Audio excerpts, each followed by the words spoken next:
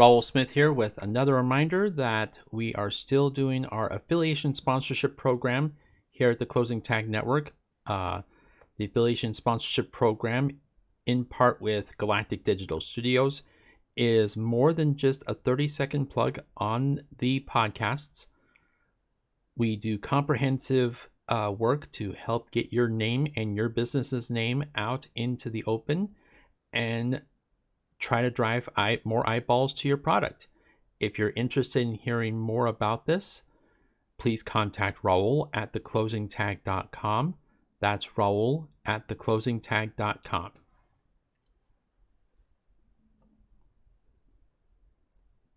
So yeah, you had to know. You had to know. I was not going to do a drop of podcasts this week without doing one for Sports Central, part of the Closing Tag Network. And you already know where I'm going with this. But before we get there, let's check in with the standings, shall we?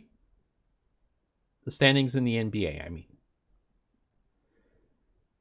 And it's actually really interesting to see, how things are shaping up as we head towards the last 5, 6, 7 games of the year.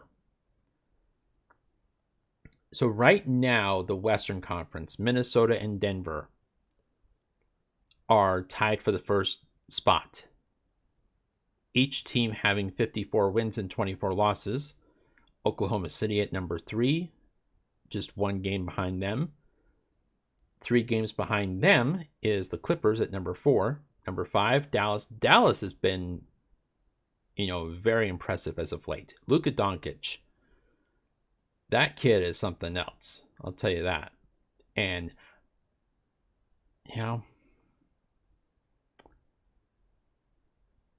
I hate to say it, but I was wrong about Kyrie Irving. He's really come through for the Mavericks. Yeah, I was wrong about Kyrie. But the good news is, if things keep going the way they are, we'll get Kyrie Irving versus Russell Westbrook in the first round of the playoffs. So there's that. Phoenix and New Orleans are tied at number 6. One of those teams will be in the playoffs outright, and the other will have to earn their way to the playoffs through the play-in tournament. Sacramento and the Lakers are practically tied at number 8. And that's going to be huge because whoever's number 8 will play whoever's number 7 in the first game of the play-in tournament. Whereas whoever's number 9, almost assuredly, especially now that, Houston is starting to fall off. We'll get to Houston here in a minute. Almost assuredly, whoever is number 9 is going to have to face at number 10, the Golden State Warriors. And right as everybody's been writing them off, right as everybody's been, throwing dirt on the Warrior dynasty, they come roaring right back. And we'll get to the Lakers too here in a minute. Houston's at number 11, 5 games behind the Warriors, so almost assuredly they're done. Teams that are for sure done, 12 through 15, are the Utah Jazz, the Memphis Grizzlies, the Portland Trail Blazers, and the San Antonio Spurs. In the East, it's basically Boston and everybody else. I mean, I'm sorry, but that's just insanity. Though I will say there is a very interesting 3-way tie going on right now between 3, 4, and 5, between the Orlando Magic, the New York Knicks, and the Cleveland Cavaliers. We could very well be looking at New York versus Cleveland Part 2 in the first round this year. Donovan Mitchell's revenge? Maybe.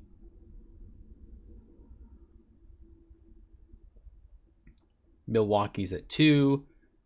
Indiana's at 6. Philly at 7. Philadelphia finally starting to come back now that Joel Embiid's back in the lineup. Miami at 8. Chicago at 9. Atlanta at 10. Brooklyn at 11, almost assuredly eliminated, especially considering they're 5 games behind Atlanta with only 3 games left to go. So there's that.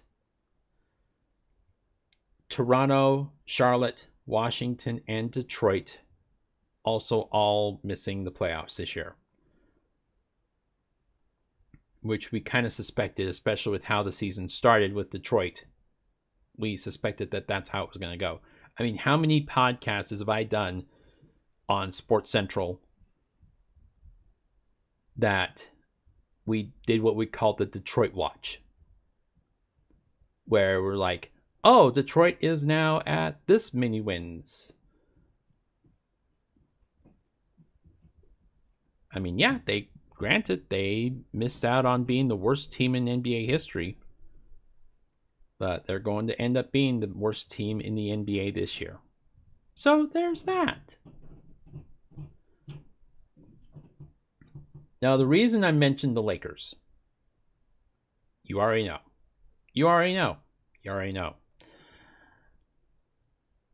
The Lakers are, or at least were at one time, on fire. I don't know, by the time this podcast drops, I don't know, they may have completely dropped off the face of the earth, but they won 9 out of 10 games at one stretch. And, they seem playoff ready. But there's been a lot of talk, especially in the media, about the future of LeBron James. LeBron James has been on record as saying 2 things. This entire season, he's been on record as saying his one remaining goal has been to play alongside his son Bronny, which we'll get to Bronny here in a minute.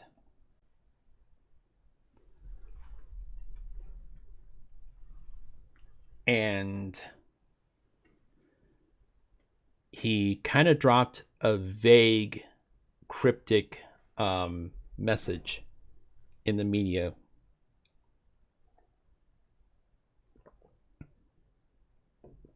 As I drink some coffee.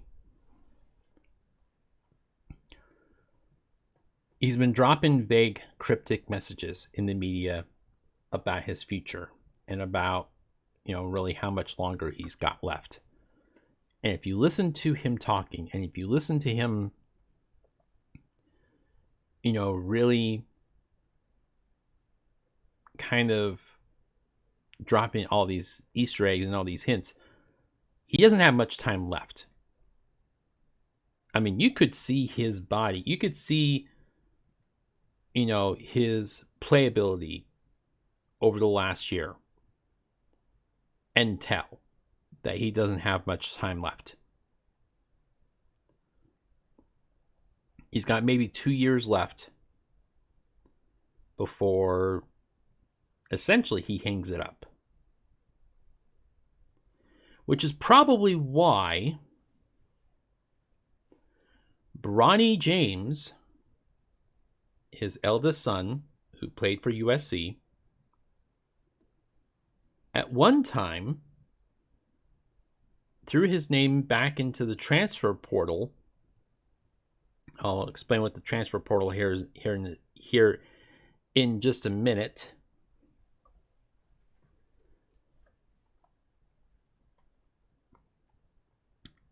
He originally threw his name in the transfer portal, but then doubled back and said that he's declaring for the NBA draft. A guy that averaged less than 10 points a game in college. Granted, the first 2 or 3 months he was dealing with some issues. And it took him some time to get back into the acclimation of things.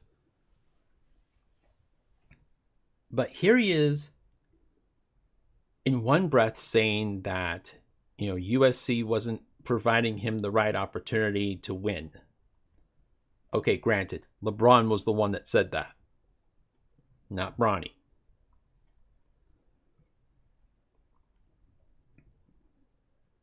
And then in the same breath, declaring for the NBA draft. Now, I'm seeing everything that's going on with Bronny. And I'm seeing everything that's going on with LeBron. And I'm seeing the enormous amount of pressure that LeBron is putting on Bronny. Number one, I don't think Bronny's getting drafted. Unless LeBron can convince the Lakers to spend a second round pick on him, I don't think he's getting drafted. Unless a team, maybe Detroit, maybe, San Antonio, maybe somebody like that, unless a team can absolutely go into the belief that the team that drafts Bronny is going to get LeBron as well next year. I don't know how they're going to pull that off, because if I'm not mistaken, and correct me if I'm wrong, if I'm not mistaken, LeBron is signed out through next year. I mean, maybe I'm wrong. I don't know. But I was under the impression that LeBron James recently signed a contract extension.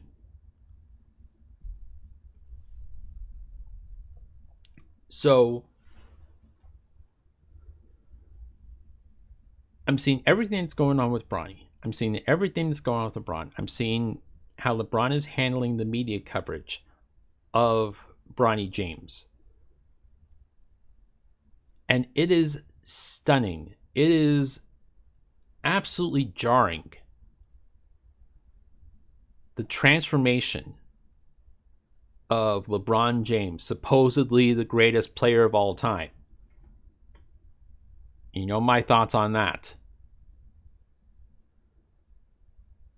Seeing him transform himself into LeVar Ball.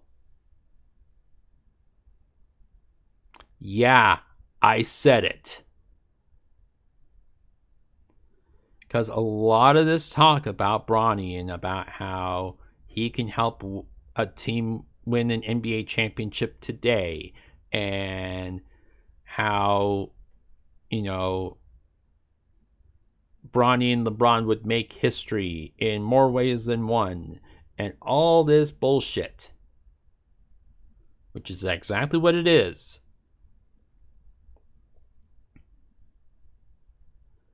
All this bullshit reminds me of Lonzo Ball's pre-draft hype. And a lot of that hype, again, came from the father, from LeVar Ball. I mean, you can call me out for being wrong about this, but am I? Am I wrong? Think about this for a second. Bronny James, who barely cracks 7-8 points a game in college,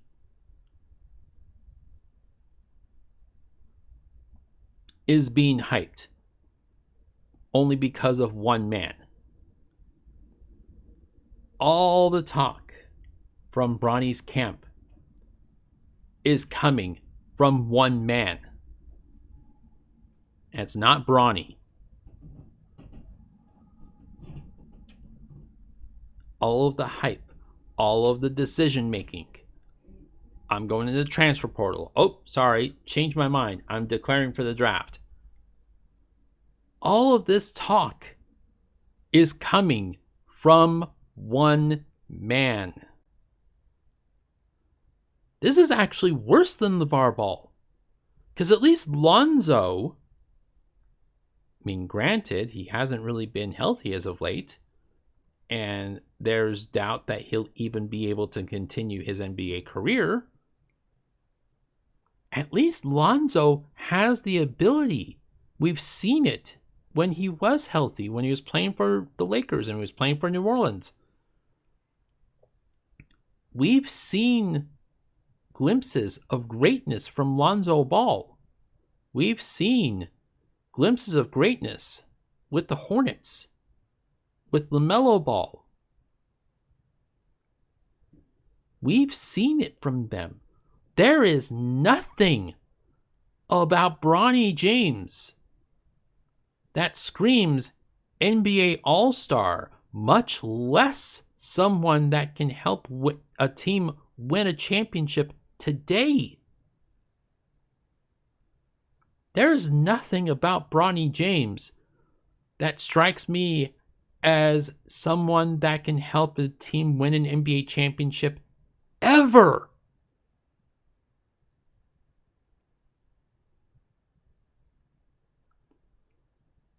The fact of the matter is that Bronny James, just 6 months ago, was fighting for his life. Literally. He went to the hospital with a cardiac issue. And there's 2 parts of your body that you do not want to fuck around with. That is your brain, that is your heart. Bronny James was on the verge of cardiac collapse.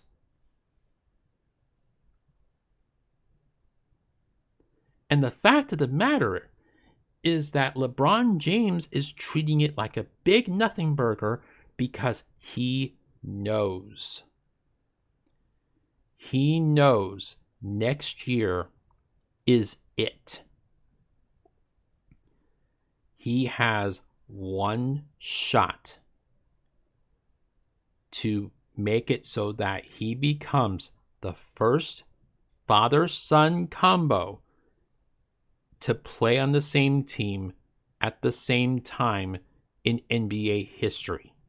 We've seen a lot of sons in the last several years play in the NBA. I mean, Steph Curry, maybe the greatest shooter of all time. His father, Dell, was a pretty remarkable shooter in his own right. Cole Anthony, playing for the Orlando Magic. His father is former New York Knicks point guard Greg Anthony. I mean, even, for the quick cup of coffee that he was here in Utah, David Stockton, the son of Jazz legend John Stockton. I mean, those are just a few examples. I mean, Lonzo Ball, LaMelo Ball. But none of them ever got a chance to play with their fathers on the same team at the same time. And LeBron knows this is it. This is his last shot to do something in his own mind that nobody else has ever done. And this somehow is going to make the argument once and for all that he is the GOAT, which it won't, but he can think it if he wants.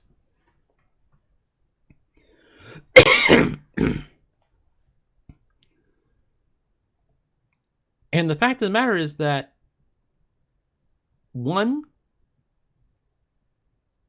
Bronny's not that good.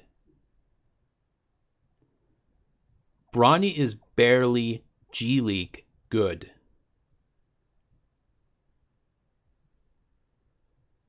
And now we're not talking about, starring on a G League team. We're talking about someone that comes in off the bench for a G League team.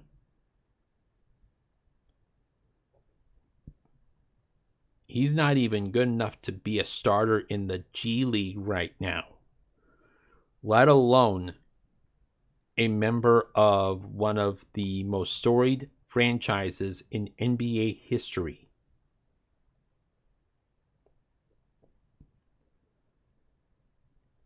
And number two, and I don't mean this as a pun, I don't mean this as, me trying to be a smartass. I don't think Bronny's heart is in it.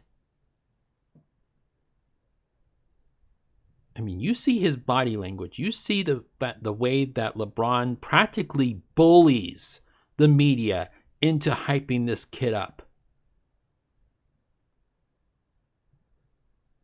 LeBron is driving this. He is driving the hype train. And Bronny, for all we know, probably just wants to go to school, just wants to do his thing, just wants to, get his degree and, be good in his life. He doesn't want to be an NBA player because the fact of the matter is he's not good enough. Plain and simple.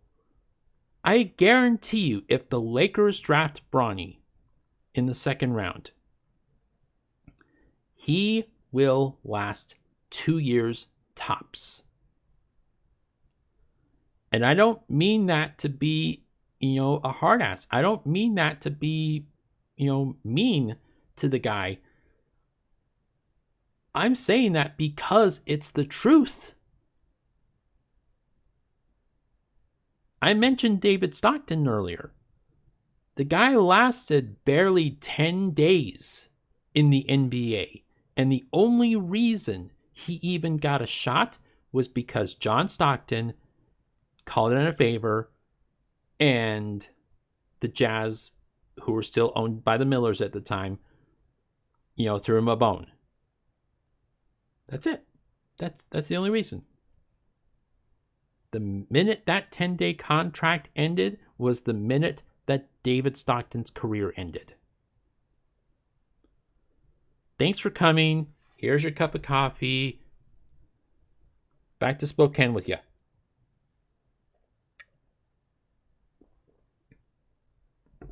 LeBron James's kid, Bronny James, is going to go the same way. Assuming that he doesn't pull a LaAngelo ball and get himself arrested in China for stupid shit.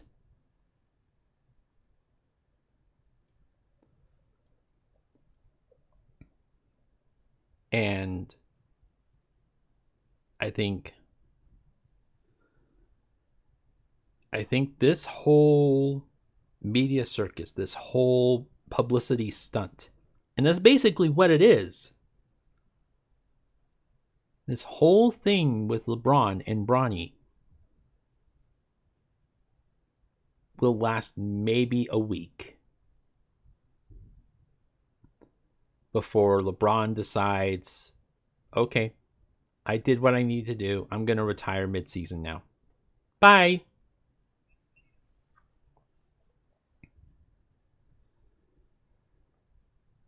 I don't see this ending well for Bronny. And unfortunately, it's nothing against him. It's nothing against Bronny as a person. It's nothing against Bronny as a player. He just is not good enough.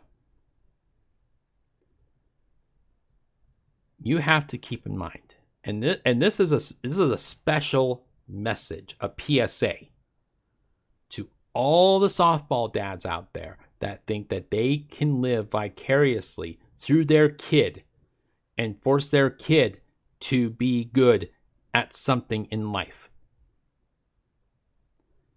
The fact of the matter is,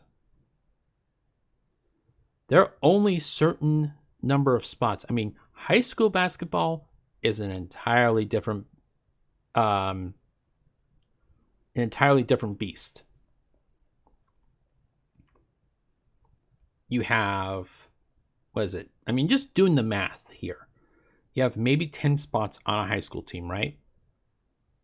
And that's not counting JV, junior varsity. That gigantic field of high school players all competing for spots at the college level suddenly shrinks down. Now you got 10 players on a finite number of teams at the D1 level.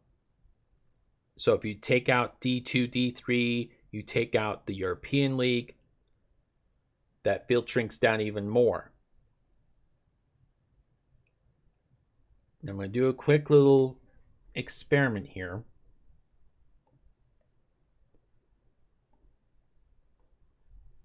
So we got 30 teams in the NBA. You got 15 spots. So that field of over 1,000 players, you take out the G League, you take out 10-day contracts, you take out all these different things, and that field of over 1,000 shrinks down to 450 spots available. Now, in a couple of years, that number could grow to 480 because of the 2 expansion teams that are coming. There's a lot of rumors going on right now about Seattle and Las Vegas getting an NBA expansion franchise. So 480, we'll just say under 500. Under 500 spots. And you think your kid is going to be one of those 500?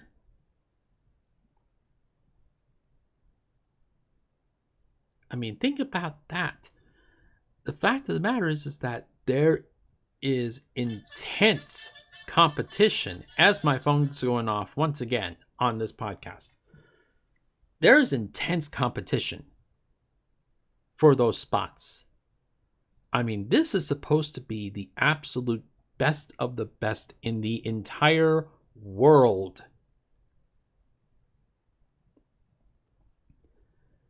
And you think your kid, who's barely good enough to crack 8 points a game at the college level, is going to be one of those 500? Good luck with that.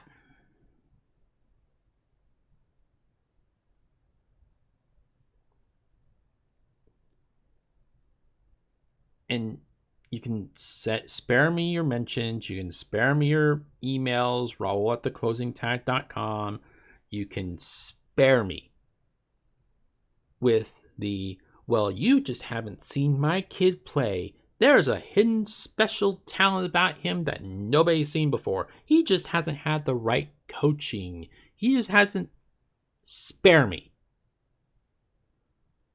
It's the same argument that I heard for years about Jimmer Fredette. Your kid just isn't good enough. Period. And it's the same thing about baseball. It's the same thing about football. It's the same thing about any professional sport.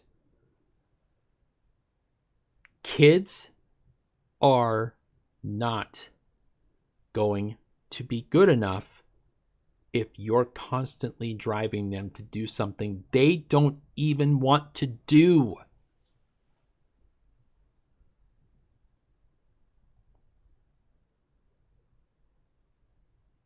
It's one of the reasons why I basically will never even suggest or coerce my kids into playing sports.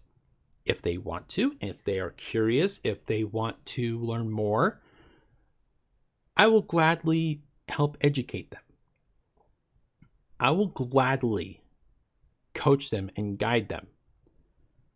But only if they want it. It takes a very select mindset to push yourself and to drive yourself to be at that level. And most kids don't want to do that. The fact of the matter is, Bronny James is lucky to be alive.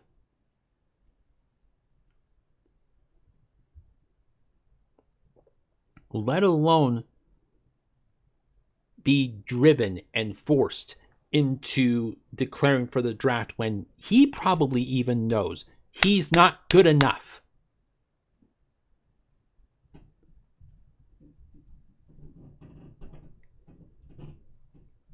So this is going to end badly for Bronny. This is going to end badly for LeBron.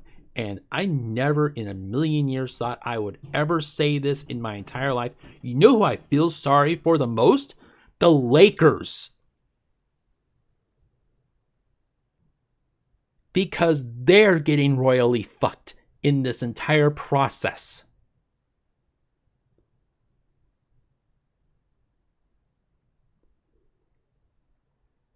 Whoever drafts Bronny is going to get royally fucked the most in this entire process. But that's LeBron's MO. It's all about him. It's all about LeBron. It's all about, pay attention to me. I'm the best. Yay.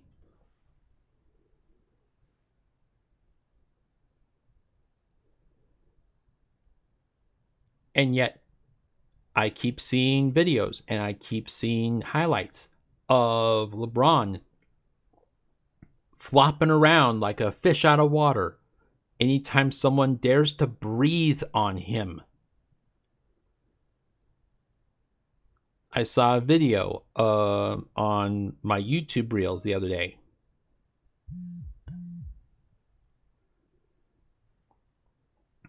I saw a video on my YouTube Reels the other day. And I shit you not, the title of this video was this a foul? And LeBron's got the ball. He's getting ready to either make his move to go into the paint to make a drive or pass it out. I can't remember who it was that was defending him, but he basically misses his head and his hands and everything. LeBron, in the most horrible acting job I've ever seen in my entire life, other than Dylan Brooks. Google Dylan Brooks flopping. Let's go to the ball like he's fouled. And then grabs his head. Like, oh, he hurt me. Oh. That's your GOAT? That's your GOAT. Bitch wouldn't last 10 minutes in the 90s. There, I said it. Come at me with your hate all you want. You can call me a hater, you can call me an old head, you can call me this, you can call me that, but the fact of the matter is Michael Jordan would smoke this fool in 5 minutes flat, and there would be not a goddamn thing that LeBron James or ESPN or anybody else could do about it. Period. End of story.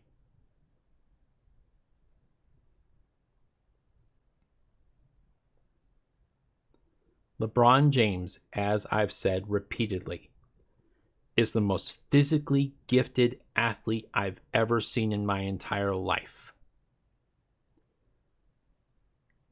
But he is also a drama queen. And I released a podcast earlier about, the media pushing agendas and propaganda. LeBron is just as guilty of that as anybody. Because all this talk about how the Lakers' shortcomings are, the fault of one man, and that's Darvin Ham. Where do you think that came from? Who do you think that was that pushed that agenda on ESPN? Who do you think gave the call to Shannon Sharpe personally and told him to say that on Undisputed or on First Take or whatever show he's on these days?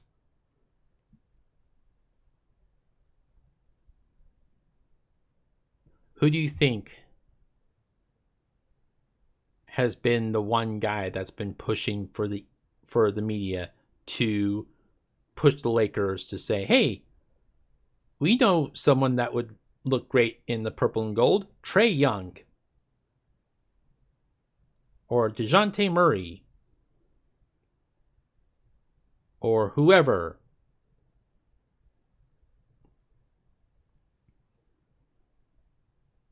Who are the 10 teams that need to make a move during the trade deadline? Number 1, the Lakers. Who do you think that is pushing that agenda? It's the same thing I've been saying about LeBron this entire time. It's never his fault. It's always, I don't have the right coach. I don't have the right amount of help. I don't have this. I don't have that. I don't have my kid playing with me.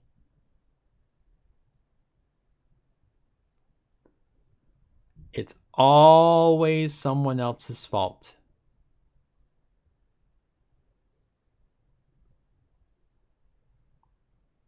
Why do you think that is?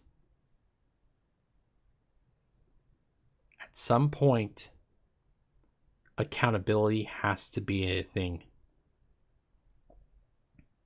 And at some point, a man has to look in the mirror and say, you know what, maybe the problem is me.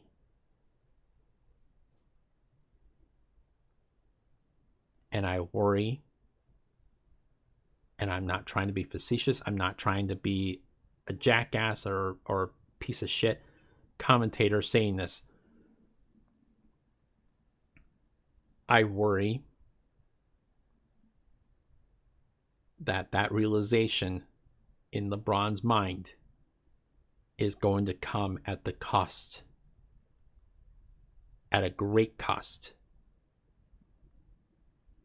And I worry that great cost is going to be Bronny James.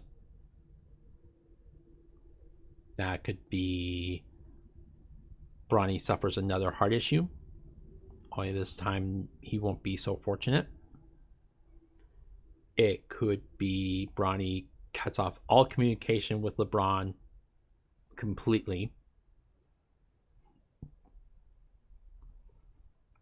But the fact of the matter is that I don't think LeBron is going to come to that realization until something devastating happens to him in his life. And it's going to be too late. It's going to be 2 minutes too late for LeBron to make this realization.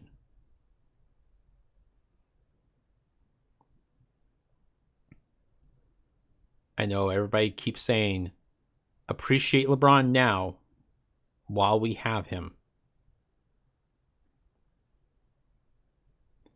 But he's making it really fucking difficult. He's making it really fucking difficult for us to appreciate him when he's pulling the bullshit that he's been pulling with Bronny and with the Lakers and with Darvin Ham and with AD and with D'Angelo Russell and with all these guys that are doing their damnedest, that are doing their best and doing their part. While LeBron is walking off the court in the middle of losses, he is basically quitting on the team during games.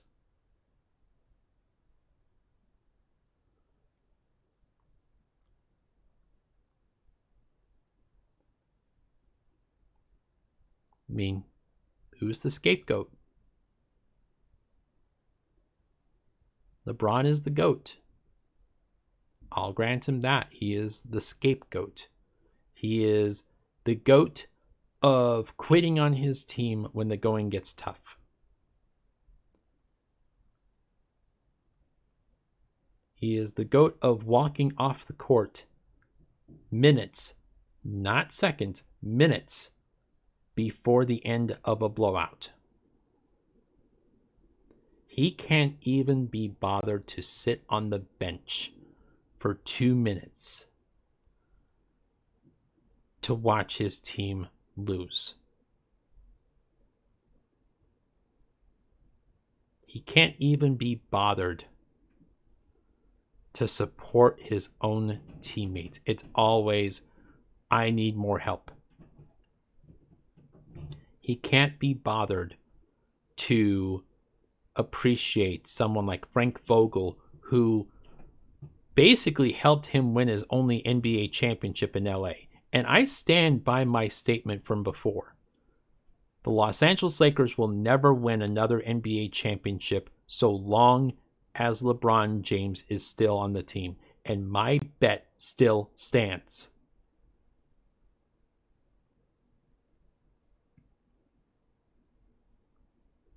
And if you don't remember what my bet is that I will buy, if the Lakers win an NBA championship with LeBron ever again, I will buy the hottest hot sauce in the world, and I will douse my food in it.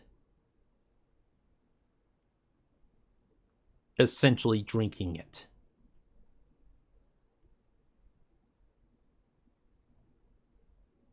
I am that confident.